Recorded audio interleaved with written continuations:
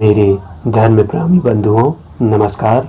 मैं पंडित अनिरुद्ध पटेरिया आपके अपने YouTube चैनल वेदांत संस्कृति में बहुत बहुत स्वागत करता हूँ। आशा है आपको मेरे वीडियो पसंद आए होंगे, इसलिए आप वीडियो शुरू होने से पहले लाइक करें, सब्सक्राइब व बेल आइकन प्रेस ज़रूर करें और ज़्यादा से ज़्यादा शेयर करें। यदि आप धर्म, पूजा पाठ व किसी इष्ट देव की पूजा विधि चाहते हो कि मैं उस पर वीडियो बनाऊं, तो आप कमेंट बॉक्स में कमेंट करें, जिससे मुझे और ऐसी वीडियो बनाने का प्रोत्साहन मिलता रहे। बंधुओं, अब हम श्रीमद् भगवत गीता के प्रथम श्लोक पर आते हैं। कुरुक्षेत्र वह तीर्थ स्थल है जहाँ पर आते ही अधर्मी से अधर्मी मानव भी धर्म पर आ जाता है।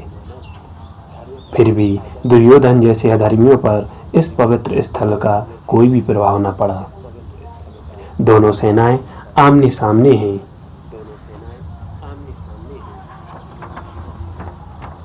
कुरुक्षेत्र के युद्ध स्थल में सैन्य निरीक्षण चल रहा है। धृतराष्ट्र उवाच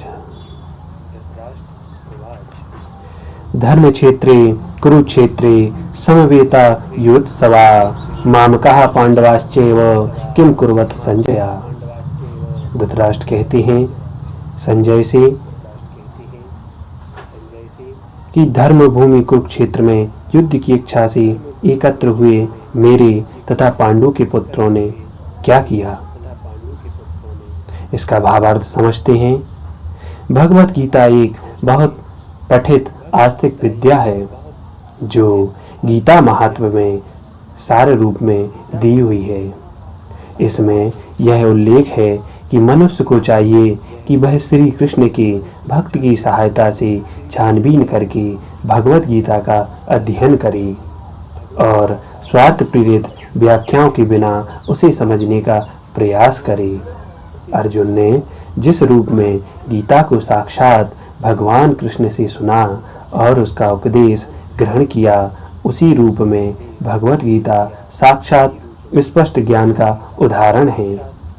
यदि उसी गुरु परंपरा से निजी स्वार्थ से प्रेरित हुए बिना किसी को भगवत गीता समझने का सौभाग्य प्राप्त हो, तो वह समस्त वैदिक ज्ञान तथा विश्व के समस्त शास्त्रों के अध्ययन को मात कर देता है।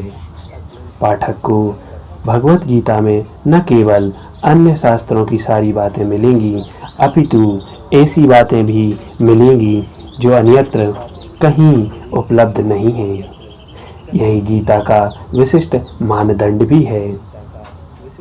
स्वयं भगवान श्री कृष्ण के द्वारा साक्षात उच्चरित होने के कारण यह पूर्ण आस्तिक विज्ञान भी है। महाभारत में वर्णित धृतराष्ट्र तथा संजय की वार्ताएं इस महान दर्शन के मूल सिद्धांत का कार्य करती हैं। माना जाता है कि इस दर्शन की अवतारणा कुरुक्षेत्र के युद्ध स्थल में हुई, जो वैदिक युग से पवित्र तीर्थ स्थल रहा है। इसका प्रवचन भगवान द्वारा मानव जाति के पथ प्रदर्शन हेतु तब किया गया जब वे इस लोक में स्वयं उपस्थित थे। धर्म क्षेत्र शब्द सार्थक है, क्योंकि कुरुक्षेत्र के युद्ध स्थल में अर्जुन के पक्ष में श्री भगवान स्वयं उपस्थित थे। कुरुओं के पिता धृतराष्ट्र अपने पुत्रों की विजय की संभावना के विषय में अत्यधिक संदिग्ध था, अतः इसी संदेह के कारण अपनी अपनी सचिव से पूछा। उन्होंने क्या किया? वह आश्वस्त था कि उसके पुत्र तथा उसके छोटे भाई पांडु के पुत्र कुरुक्षेत्र की युद्ध भूमि में निर्णयात्मक संग्राम के लिए एकत्र हुए हैं। फिर भी उसकी जिज्ञासा सार्थक है। वह नहीं चाहता था कि भाइयों में कोई भी समझौता हो, अतः वह युद्ध भूमि में अपने पुत्रों की नियति भाग्य भावी के विषय में आश्वस्त होना चाह रहा था। चूँकि इस युद्ध को कुरुक्षेत्र में लड़ा जाना था, जिसका उल्लेख वेदों में स्वर्ग के निवासियों के लिए भी तीर्थ स्थल के रूप में हुआ है। अतः धृतराष्ट्र अत्यंत भयभीत था कि इस पवित्र स्थल का युद्ध के परिणाम पर न जाने कैसा प्रभाव पड़े। उसे भली भांति ज्ञात था कि इसका प्रभाव अर्जुन तथा पांडु के अन्य पुत्रों पर अत्यंत अनुकूल पड़ेगा, क्योंकि वे सभी स्वभाव से पुण्य आत्मा थे। संजय भी भगवान वेद व्यास का शिष्य था, अतः उनकी कृपा से संजय धृतराष्ट्र के कक्ष में बैठे बैठे कुरुक्षेत्र के युद्ध स्थल का दर्शन भी कर सकता था। इसीलिए धृतराष्ट्र ने उससे युद्ध स्थल की स्थिति के विषय में पूछा।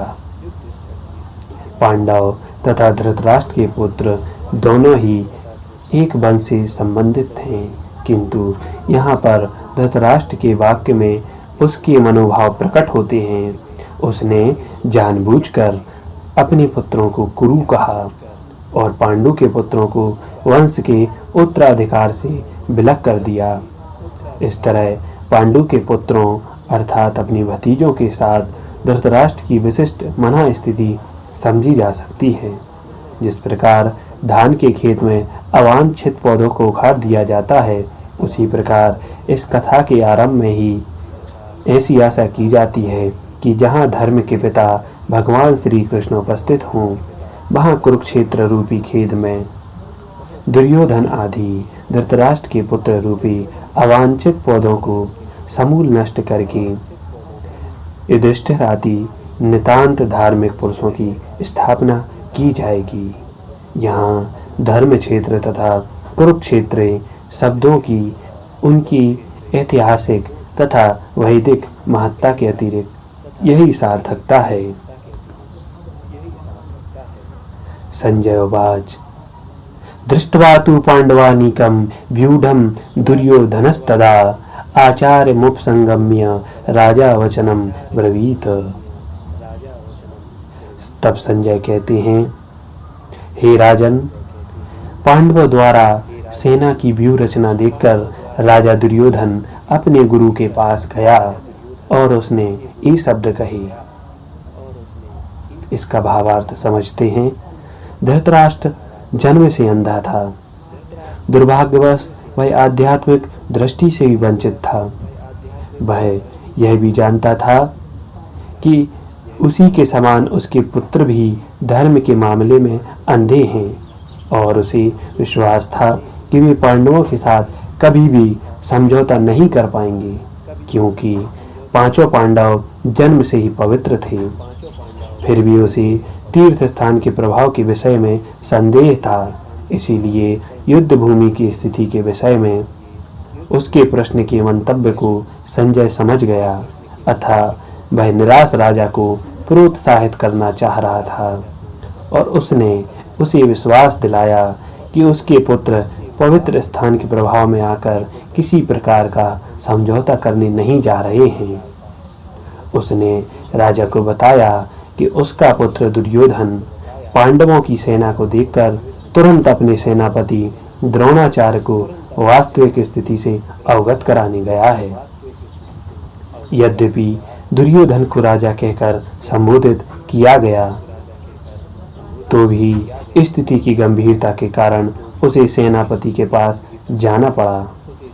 अतएव दुर्योधन राजनीतिज्ञ बनने के लिए सर्वथा उपयुक्त था, किंतु जब उसने पांडवों की व्यूह रचना देखी तो उसका यह कूटनीतिक व्यवहार उसके भय को छिपा न पाया। आज हम सिर्फ 2 श्लोक और उनका अर्थ समझे हैं। कल की वीडियो में हम 3रा श्लोक और 4था श्लोक भावार्थ सहित समझेंगे। आशा है आप लोगों को यह 2 श्लोकों का अनुवाद अच्छे से समझ आया होगा। धन्यवाद।